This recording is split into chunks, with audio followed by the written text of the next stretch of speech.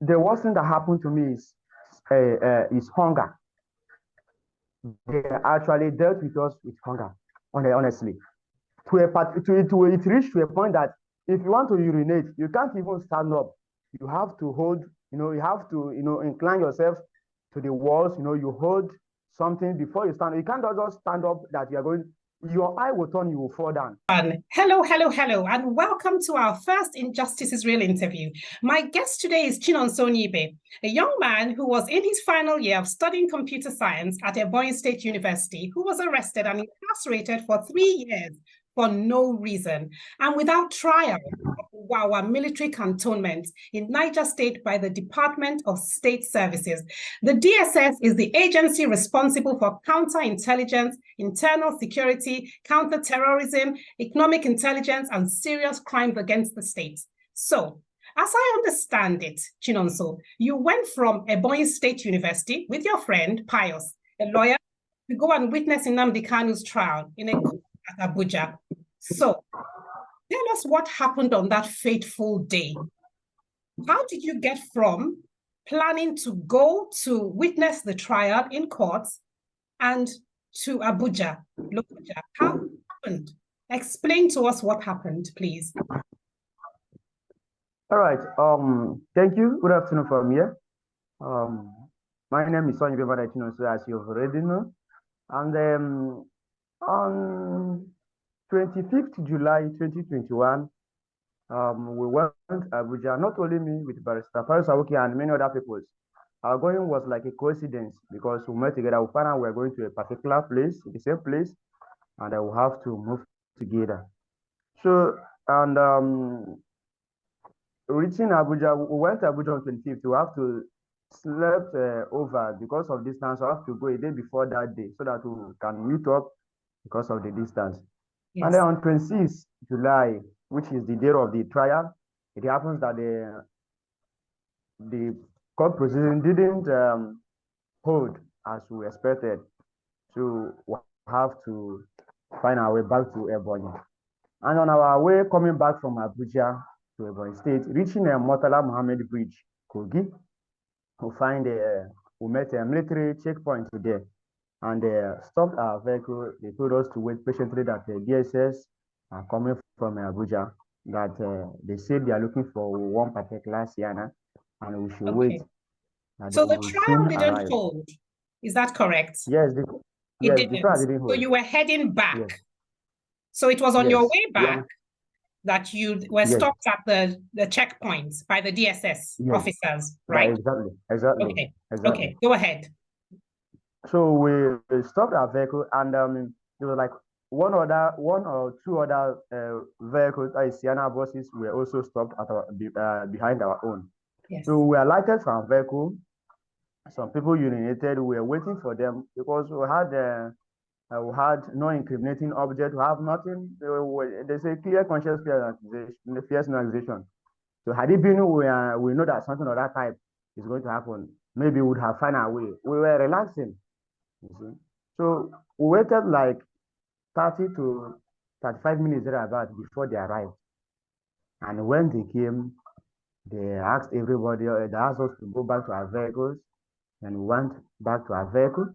And they immediately cleared the other two Sienna buses standing behind our own. Now they came to our own. They asked us to surrender our phones, to give them our phones. Yes. To give them our phones. They brought out a piece of paper. That piece of paper, there are numbers on it. There are 2 or 3, but I didn't see it clearly to know actually how many they are or whose number that number is. Now, they started dialing the numbers on our phones one by one. They started checking it. And at the end, they couldn't find anything. They gave us our phones back.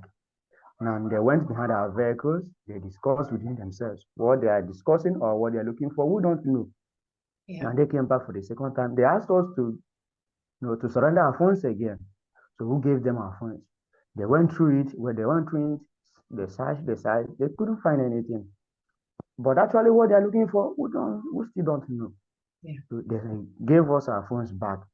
Now, after discussing for the third time, they came back again and asked us to to bring our phones again. So who gave them our phones? Now, after going through it, possibly they still didn't find what they're looking for. Now they asked us, who amongst us is called blood? Okay. Who Blood. amongst us is called Blood. blood? Yeah. Blood, blood. Okay. Yeah. Now, who told them we don't have anybody bearing such name amongst us? Now, they asked if anybody had an extra phone with him. We told them no. Now they said they're going to search our vehicles. We alighted from the vehicle. They searched our vehicle. They didn't see any extra phone. They didn't see any phone. And they started searching our pocket and our bags. On the process of searching our pocket, they find an extra bag. There's one young man called the Ujuma Kennedy. He went with an extra phone battery. He said that the one he had don't used to last. The power is not all that enough to carry him. See, and that is why he have to go with that extra battery in case if the other one failed him. The truth is that that battery is not owned by that phone because the length is the same, but the size is not the same because if you put it, you can't close the phone again. Can't close it, but you can use it. You can use it and power it on and then and make calls. Understand? So the young man told them that he don't have any other phone, and actually he don't have any other phone with him. That's just the truth. Okay. So they told him that he's lying, that maybe he has thrown it away or he has hidden it somewhere. So they started beating him with cassava sticks, beating him and So they just bouncing on started his head beating with their him boots. for no reason. They were Yes, just beating him just because of that. because of that battery that he said you Yes, all said you didn't have anything, but they found something on the car. Okay, let me that's ask you though, Chinonso, do you feel you were picked on by the police? Did they pick on you? Did they particularly choose you, three of you, and say, oh, no, probably were they suspicious of something? Let me ask you this question. Are you yes. part of the Eastern Security Network, or No, I'm not.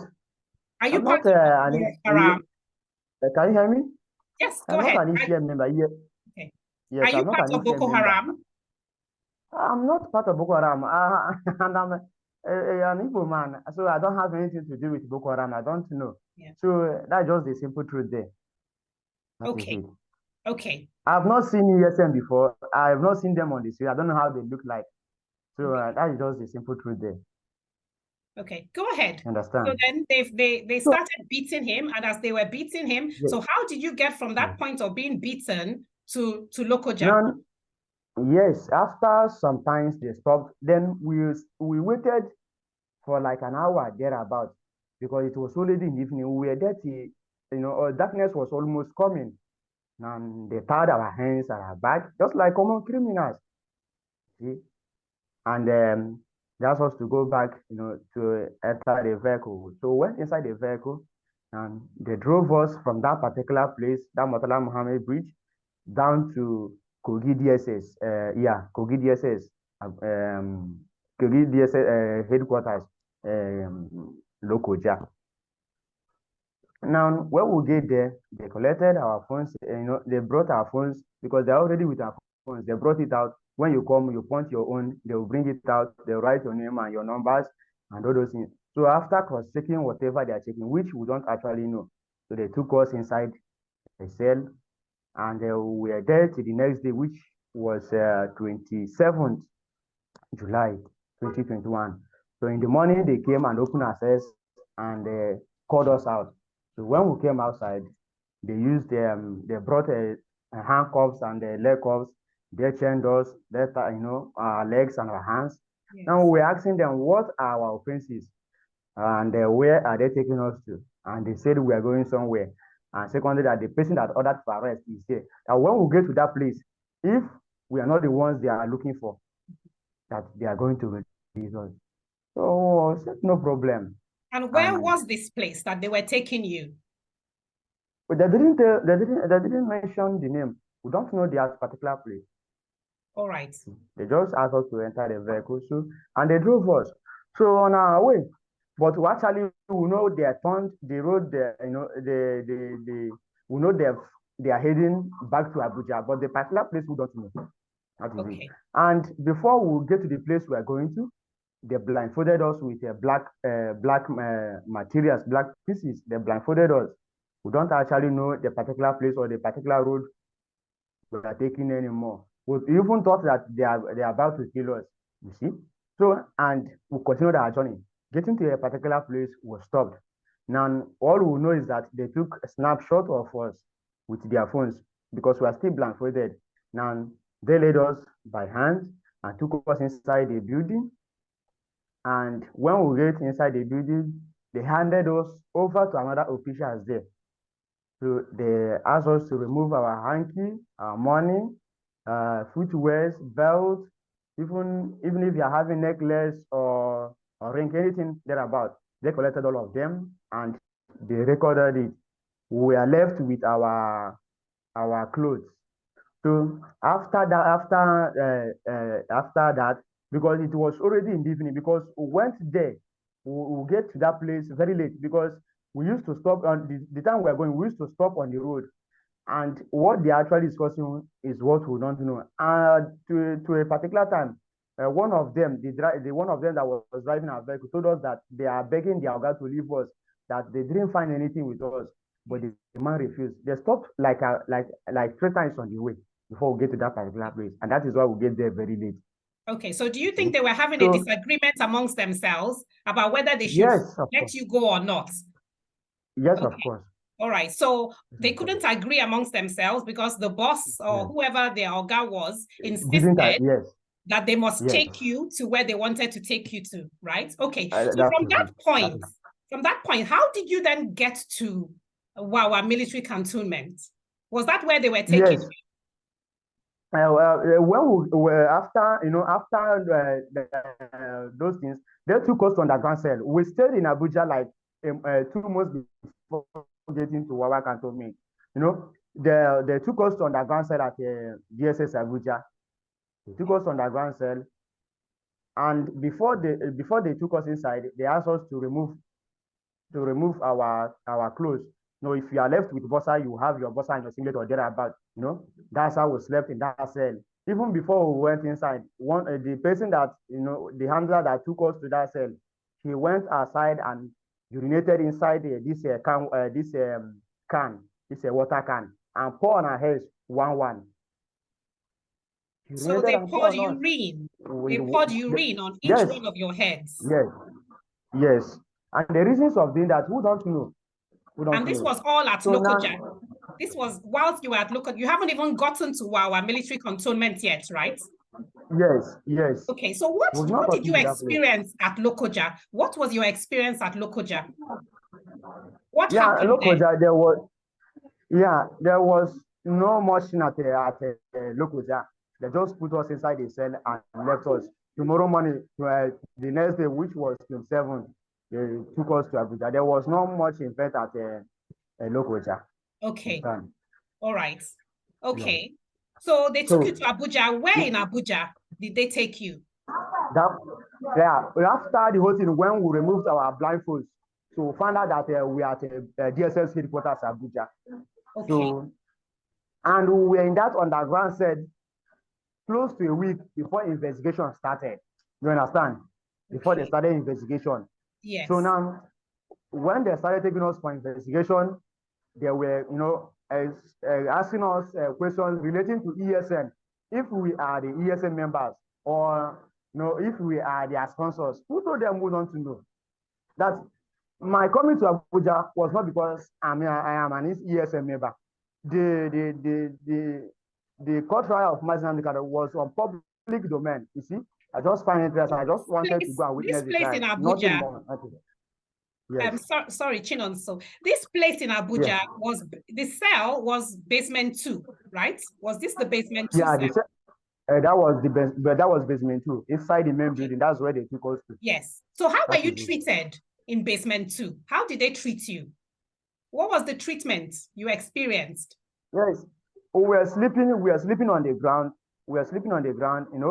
And there was no this cold coverage. There was no blanket. Nothing. And the food they used to serve us is not something to talk about.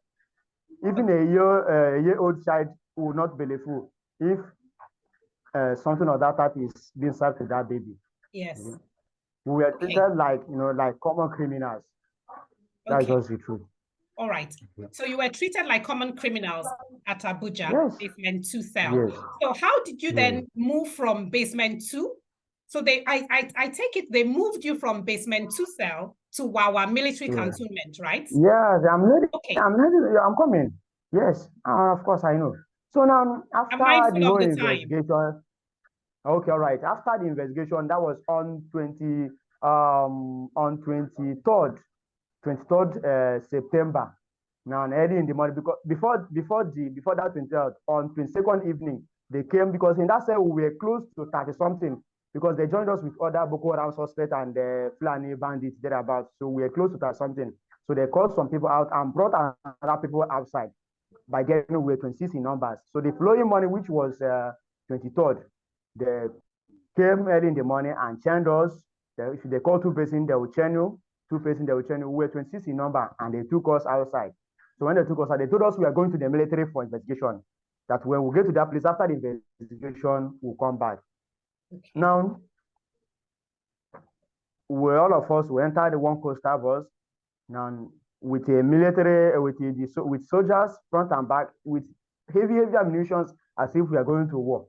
Now they drove us from that DSS down to Niger State. That is Wawa military cantonment.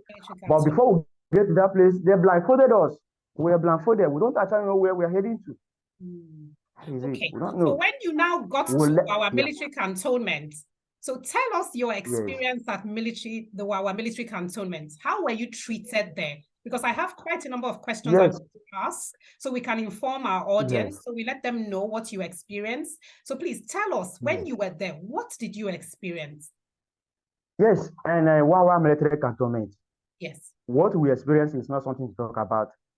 Talking of bathing, sometimes they will deny us water for bathing. You can stay a month without bathing. And the soap we use for bathing, we can even stay 3, 4 months, 5 months without we will not see any soap. Sometimes for bath like that, you will be smelling. Is it to talk of food? They purposely starved us, because they used to serve us food 3 times actually. But that 3 times food is not something to talk about. Early in the morning, they will bring water for you in place of tap. If you are looking at it, you know that it's ordinary water. Ordinary water. You see? And how was medical the rice and the body used to serve. Was there medical treatment? If somebody is ill, what happens? What was the experience if somebody falls ill? Somebody is sick, what happens? Yeah, what happens is in terms of medical issues, there are doctors, but their mode of operation is very, very poor. You may complain of ulcer, they will give you paracetamol. And sometimes they will come with empty, because they used to come with cartons. If you look inside the cartons, you will see that there's no drug inside.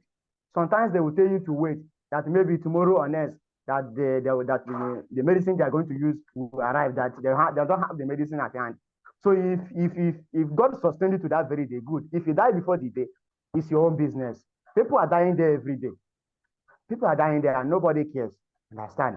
So, and sometimes, like, there was a time I suffered malaria. What happens to their body?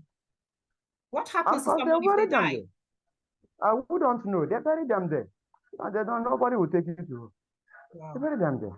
So how would you describe the worst thing that happened to you whilst you were in the cantonment? What was the worst thing? How would you describe it? The worst thing that happened to me is hunger. They actually dealt with us with hunger, honestly. It reached to a point that if you want to urinate, you can't even stand up. You have to hold, you have to, incline yourself to the walls, you hold something before you stand. You can't just stand up that you are going, your eye will turn, you will fall down. It's not you were too weak from starvation.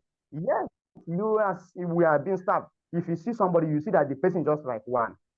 Yeah.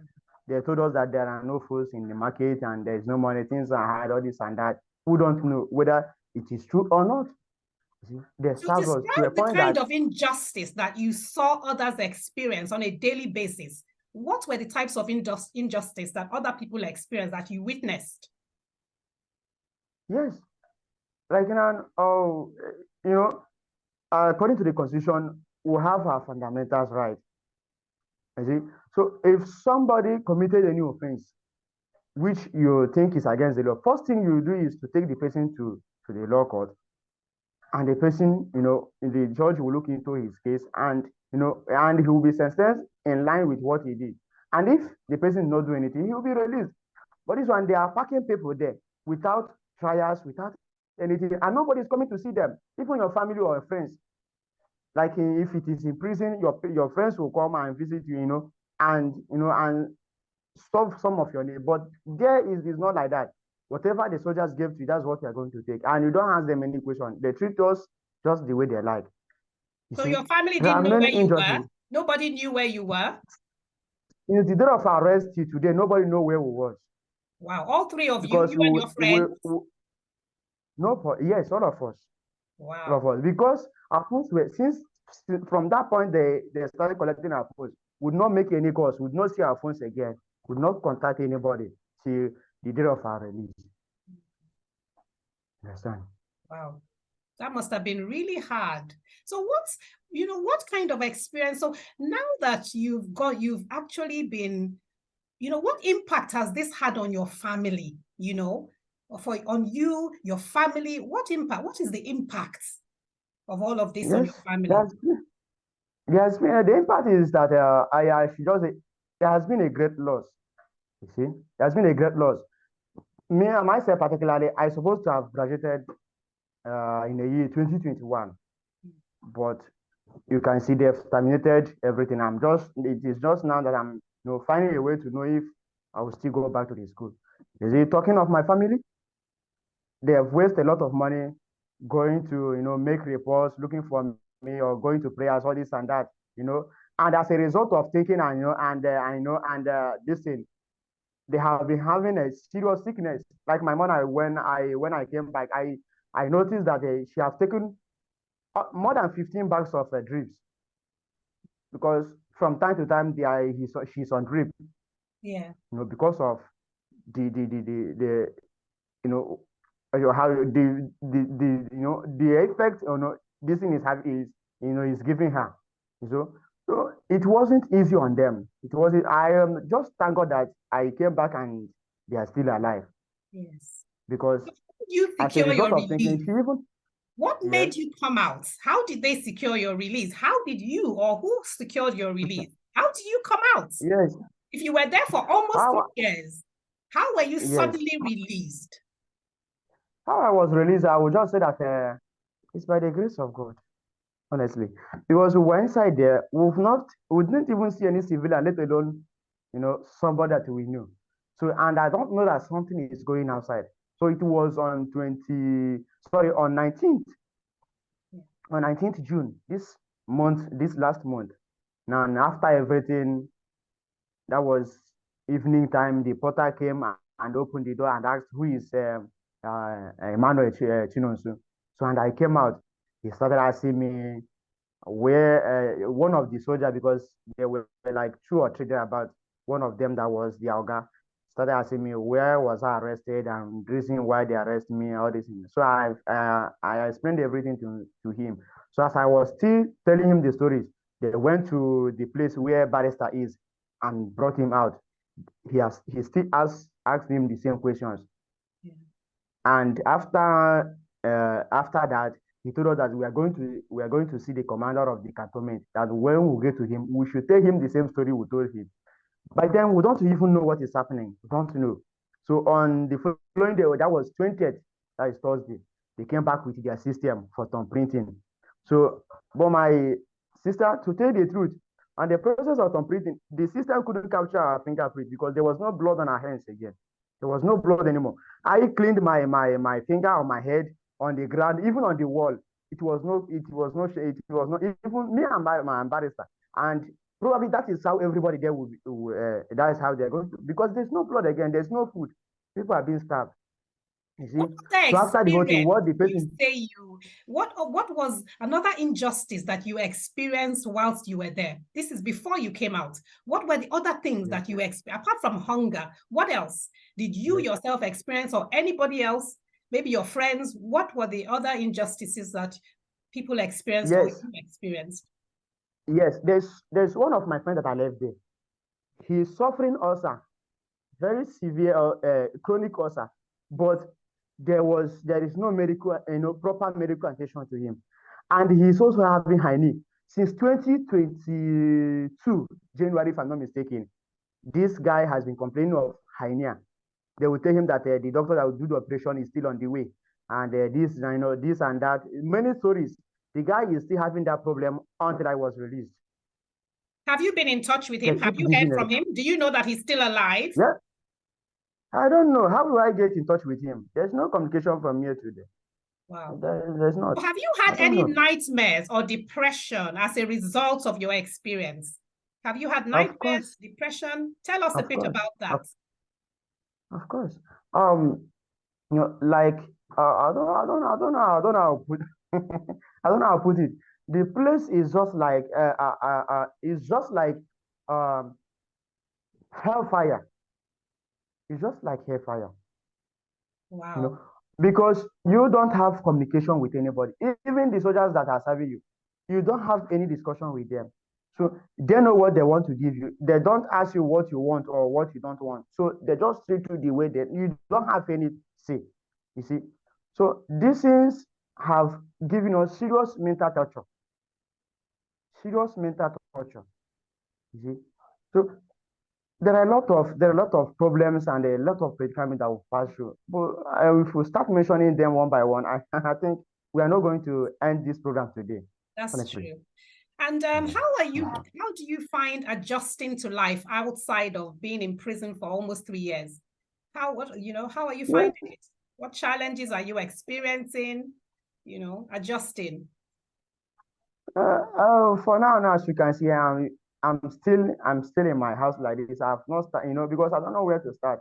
So, but the effort I'm still making now is to know if I will go back to school.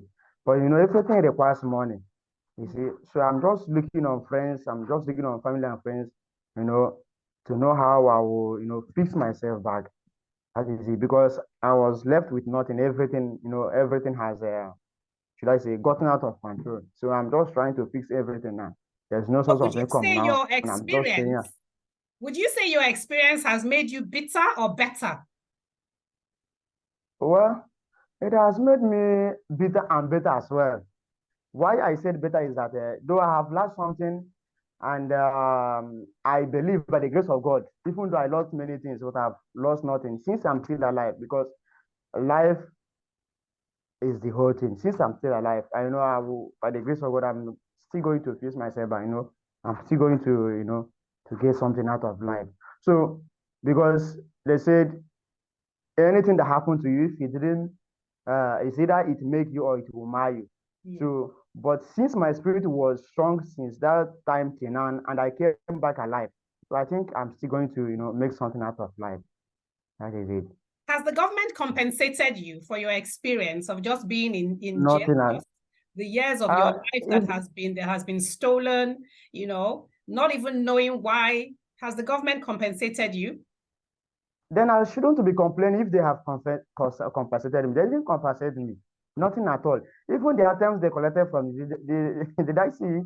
It's not with me. It was only the trousers and the polo that they gave me the time that was on 21st, the day we were brought out, and before our release. You see, that was the only thing that was on my body, and I came back. So my phones and everything that I traveled, I didn't see it anymore. So Okay, it's still with if them. you So they had didn't the chance compensate to me. do things differently, what would you do differently, Chinonso? If I had a Knowing chance what to do you've been things through different, now, what would you have done differently? I don't know how to put it. I don't know how to put it. There are many things that I'm going to do differently, because these days I don't know. I don't know. Because from the experience I had, I don't know whom to trust anymore. Yeah. I don't know whom to trust, because from what I'm finding out, in fact, there is nobody you can trust anymore. Exactly, because I thought that I was arrested by the federal government, and as a citizen, I thought that I is supposed to be treated according by the law. And since I came out, nobody is giving a dime of that. A dime of that. I think by this time around, everything I'm doing, I'm going to to look into it critically and know whom to involve and whom not to involve. You see, because I don't know whom to trust anymore. Exactly. Okay. With your experience at the cantonment, what do you think should happen to that place? From what you saw, what you witnessed, what do you think should happen to that cantonment? Yes. That place, if I should say, what I want to have, what I want them to do in that cantonment, they should open that place and take everybody to court, because everybody there, all of them at that place, nobody have seen court. And some people, their including the offenses is Boko not something. Haramers, including the Boko Haram Yes, people. yes. Wow. Boko Haram, they told us that in 2017-18 that court went there, but the truth is that the people court released that time, and people that they sentenced that have that have finished their sentence, all of them are still there now. You understand? Wow. So clearly, there's supposed to so much of human rights violation going on at that cantonment. Yes, of course. Yes, of course. So some people, the offenses, Unlawful, some people, if you injustice, look at the offenses, miscarriage of justice, everything going on there. Yes. Some people, if you look at the offenses, if you take them to court, court will discharge them immediately. Discharge them immediately. Yeah. To my greatest surprise, do you know that as I returned now, I found out that court released me on 30th July 2023. Wow. Yes. But you came out in 2024, in June. Yes. But you were released early and you were not told, you were not aware. Yes. Nobody informed you. I don't know.